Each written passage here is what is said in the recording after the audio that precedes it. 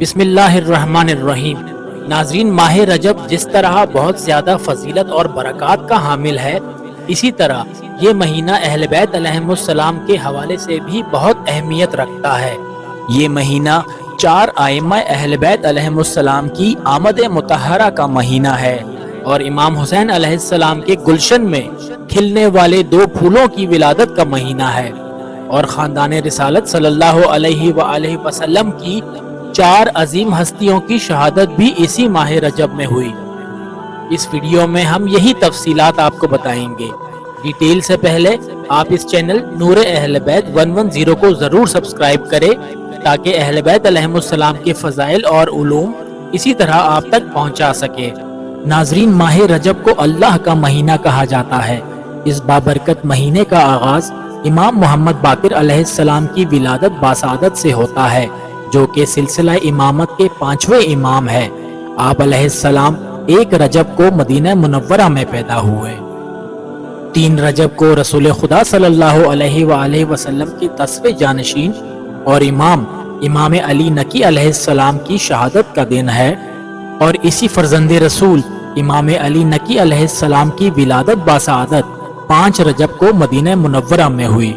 9 رجب کو شہزادہ علی اصغر علیہ السلام کی ولادت ہوئی، جو امام حسین علیہ السلام اور ام رباب سلام اللہ علیہا کے سب سے چھوٹے بیٹے اور لخت جگر ہیں۔ 10 رجب المرجب جشن آمد مولا امام محمد تقی علیہ السلام کا دن ہے، جو کہ 9ویں امام اور ہادی ہیں۔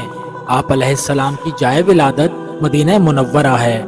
اور ناظرین، 13 رجب یہ وہ عظیم دن ہے جس میں مولائے کائنات رسول خدا صلی اللہ علیہ وآلہ وسلم کے داماد، بھائی اور جانشین اور مولود کعبہ امیر المؤمنین حضرت علی ابن ابی طالب علیہ السلام کی ولادت باسعادت ہوئی، اور آپ علیہ السلام کی ولادت باسعادت خانہ کعبہ میں ہوئی۔ ناظرین، ثانیہ زہرا جناب بی بی زینب سلام اللہ علیہا کی شہادت سے متعلق 2 روایات ہیں۔ ایک کے مطابق بی بی پاک سلام اللہ علیہا کی شہادت 15 رجب کو ہوئی، اور دوسری مشہور روایت کے مطابق آپ سلام اللہ علیہا کی مظلومانہ شہادت 24 صفر کو ہوئی۔ پیغمبر اکرم صلی اللہ علیہ وآلہ وسلم کے بیٹے جناب ابراہیم علیہ السلام کی وفات 18 رجب کو ہوئی، اور ناظرین 20 رجب کو مدینہ میں اس شہزادی کی ولادت مطہر ہوئی جس معصومہ کے لیے مولا حسین علیہ السلام نے خود دعا فرمائی تھی، جو خدا نے جناب شہزادی سکینہ سلام اللہ علیہا کی صورت میں قبول فرمائی۔ اسی مہینے کی 22 رجب کو صادق آل محمد امام جعفر صادق علیہ السلام سے منسوب نیاز کا اہتمام کیا جاتا ہے، جسے عرف عام میں کنڈے کہا جاتا ہے۔ 23 رجب کو مولا امام حسن علیہ السلام زخمی ہوئے۔ 24 رجب کو اللہ رب العزت نے مولا علی علیہ السلام کے دست مبارک پر فتح خیبر عطا فرمائی، اور وہ قلعہ جو کئی روز تک فتح نہ ہو سکا تھا، مولا علی علیہ السلام نے نامی گرامی جنگجو حارث اور انتر کو واصل جہنم کر کے بآسانی حاصل کیا۔ 25 رجب المرجب کو فرزند رسول اور 7ویں امام موسیٰ کاظم علیہ السلام کی شہادت عراق کے شہر کاظمین میں ہوئی، جہاں آپ کا روضہ مبارک ہے۔ 26 رجب المرجب یہ وہ عظیم شب ہے کہ جب اللہ رب العزت نے اپنے حبیب سید المرسلین ہمارے آقا و مولا حضرت محمد مصطفیٰ صلی اللہ علیہ وآلہ وسلم کو معراج عطا کی، اور آپ علیہ السلام کی تشریف آوری سے اپنے عرش کو زینت بخشی۔ اسی شب میں اللہ نے اپنے حبیب علیہ السلام کو اپنی قدرت کی عظیم الشان نشانیاں دکھائی۔